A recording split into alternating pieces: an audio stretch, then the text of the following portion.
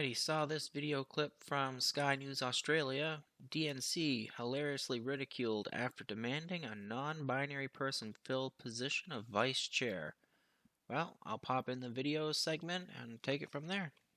Rules specify that when we have a gender non-binary candidate or officer, the non-binary individual is counted as neither male nor female, and the remaining 6 offices must be gender balanced.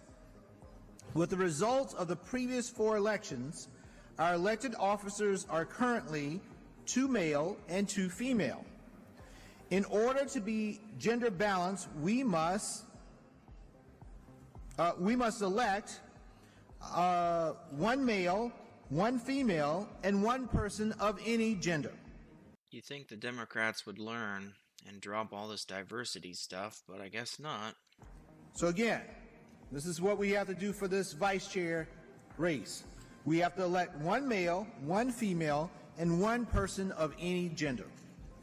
To ensure our process accounts for male, female, and non-binary candidates, we conferred with our RBC co-chair, our LGBT caucus co-chair, and others to ensure that the process is inclusive and meets the gender balance requirements in our rules. To do this, our process will be slightly different than the one outlined to you earlier this week, but I hope you will see that in practice it is simple and transparent. The order of balloting is designed to ensure equal access to the ballot, regardless of gender identity. As we must elect a candidate of any gender as well as 1 male and 1 female vice chair, we will first ask members to elect a candidate of any gender on the first ballot.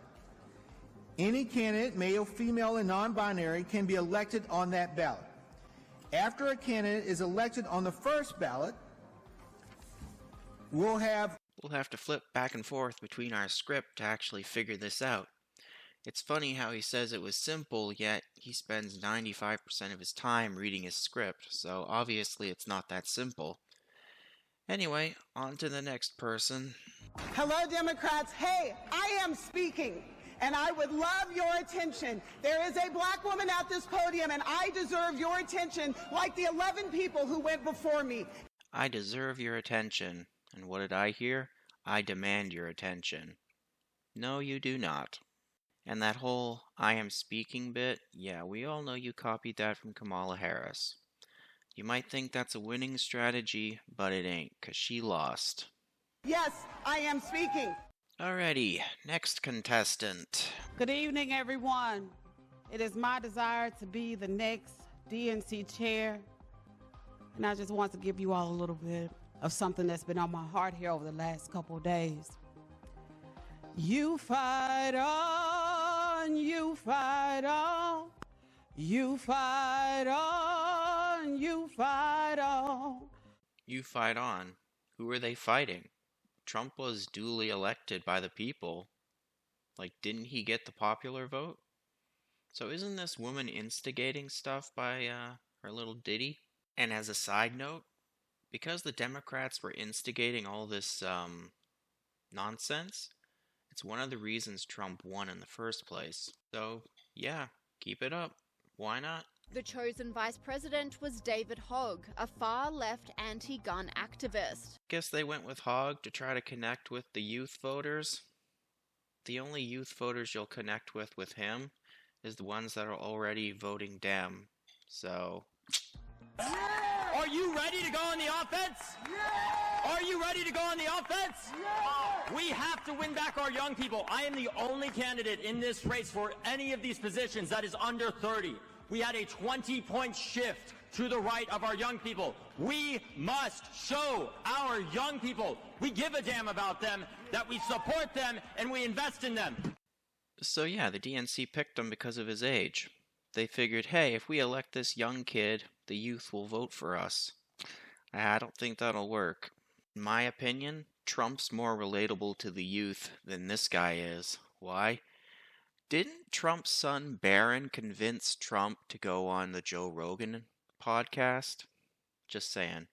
Trump literally has a youth giving him advice. This round, so I'm going to I have a show of hands.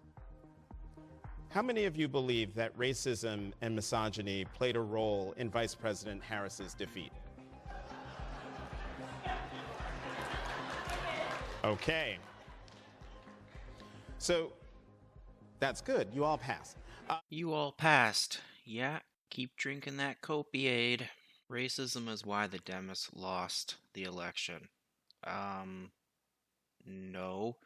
You literally had a black guy for 8 years, 2 terms. Well, half black, but nobody really talks about his white half. You know, Obama for me was a real eye-opener, and here's why.